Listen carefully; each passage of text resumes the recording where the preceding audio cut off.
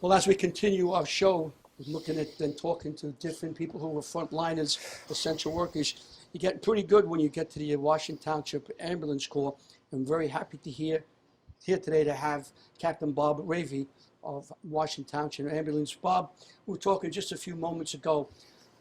Everything was moving basically normal for you in the ambulance corps here up until around the middle of March, let's say March 13th. Then we got hit with the COVID-19 and people were being taken to the hospital. We had deaths.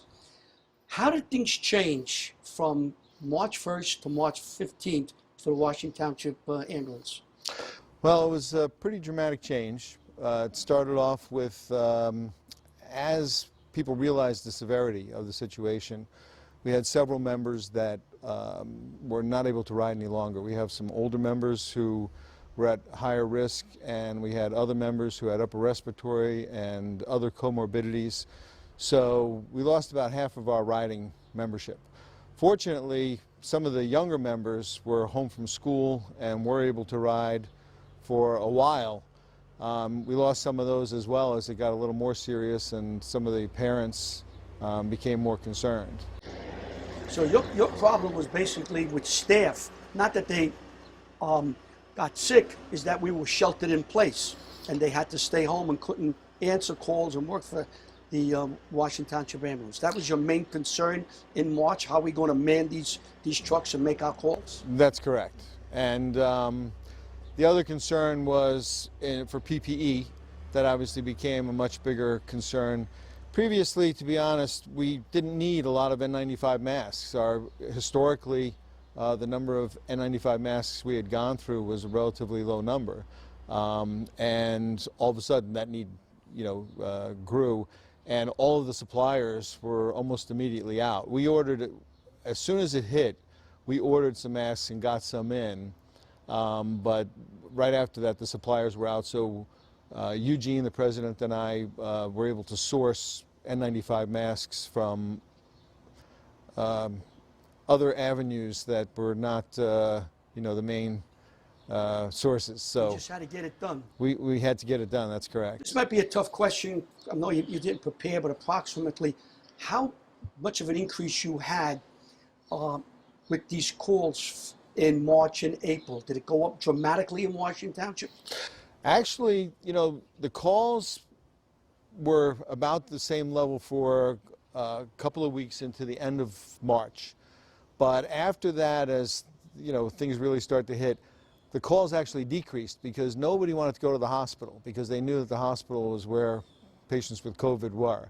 So we did have patients with COVID that needed to be transported, and we had some suspected cases as well as some cases that had been confirmed that needed to be transported. But we advised people that unless they were serious, in serious shape, that they wanted to call their doctor first and try to be treated at home so they weren't going to the hospitals. And I was told that you have two, you call them rigs? Yes, two rigs. Two rigs, one that's here and one in the garage. One is a COVID rig and one isn't. This is our COVID rig, right? Yes. Now, why do you need two rigs? Explain that to the people. Sure. Well, we realized right up front that we needed to change some of our protocols. And so I wrote up some extensive protocols for how to handle suspected cases of COVID. And we worked with the police department for dispatch. And we agreed that if they had a suspected case, if they had a case that was symptomatic, indicating any possibility of COVID, that we would respond in our older rig. And when they dispatched us telling us to use 4609, which is the older rig, versus 46, our newer one. And that way we were able to keep ambulance 46 clear, in theory, of COVID contamination. In addition, the town provided sanitizer once a week to come in and basically spray down both of the rigs as well as the building. They do town hall and the police department in their vehicles as well.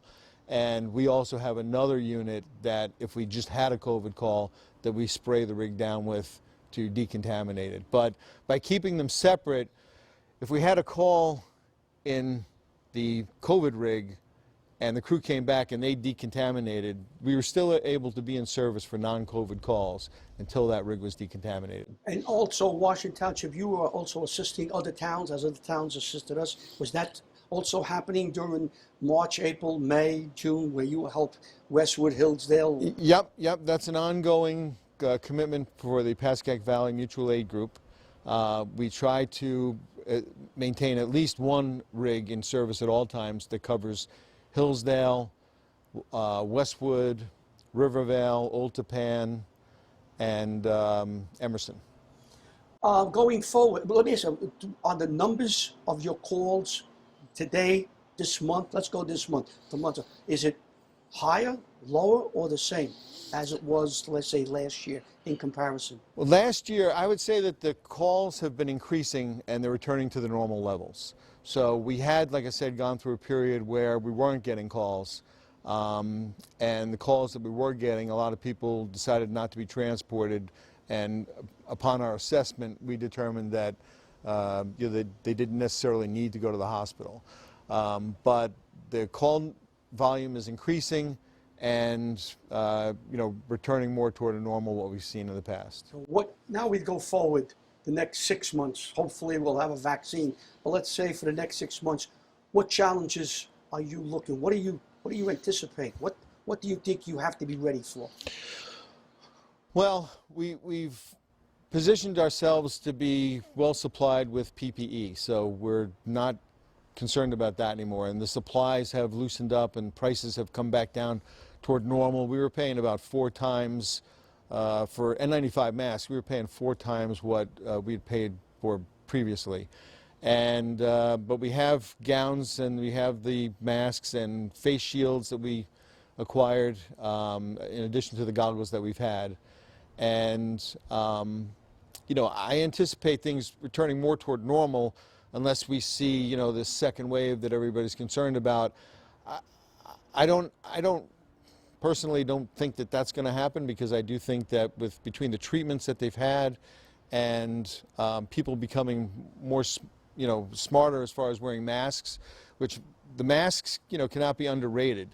One of the interesting facts that I found was that at Valley Hospital they tested people in the ER for the antibodies to see if anybody had been infected and had a quiet case where they were asymptomatic. And a lot of the people that I know that worked there were kind of hoping that they had the antibodies and had it without even knowing that they had it. Surprisingly, very few people that work in the ER with COVID patients actually got the disease, and that's because if you follow the protocols, you can prevent it. So what we're hearing now on TV, and you're on the front line. I mean, you can't get much front line than you. That's right. If we wear masks and we stay this 6 feet away, mm-hmm. The CDC is saying we could defeat this disease. They're saying 5, 6, 7 weeks. Do you agree with that? I do. I think that masks are very important because, and especially for indoors.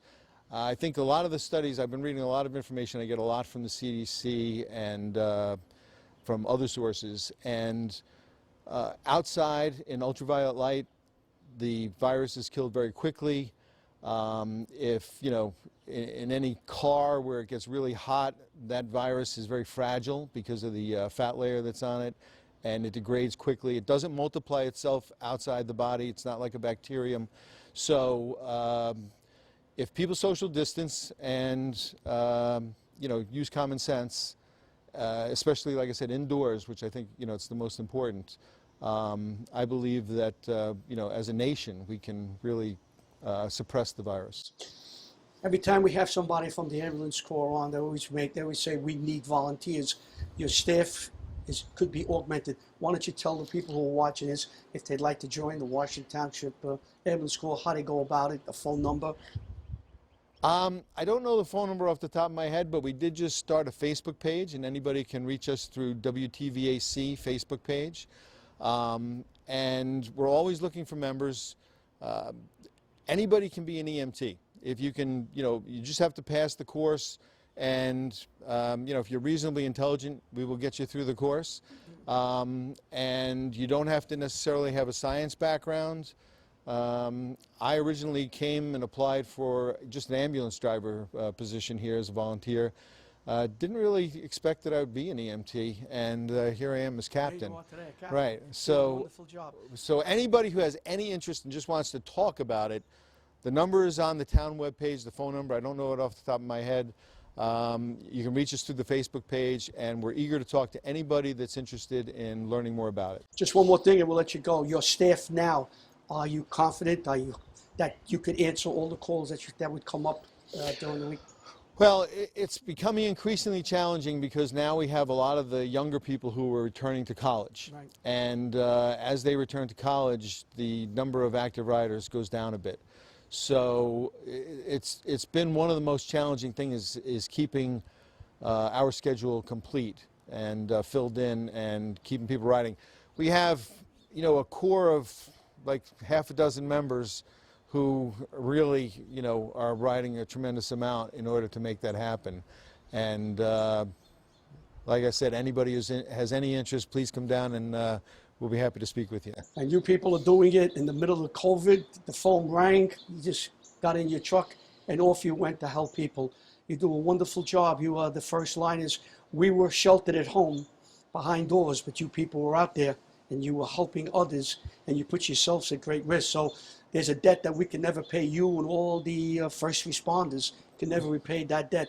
There's 145,000 people who passed away. Yes. So it was that's a painful number. Yes, and it you is. people, knowing those numbers, just went out and did what you had to do. I thank you. I always say, I never want to call you, but when I do call you, I'm happy that you show up. So thank you Yes. very much, Bob, Yes. for all you did. Thank you very much.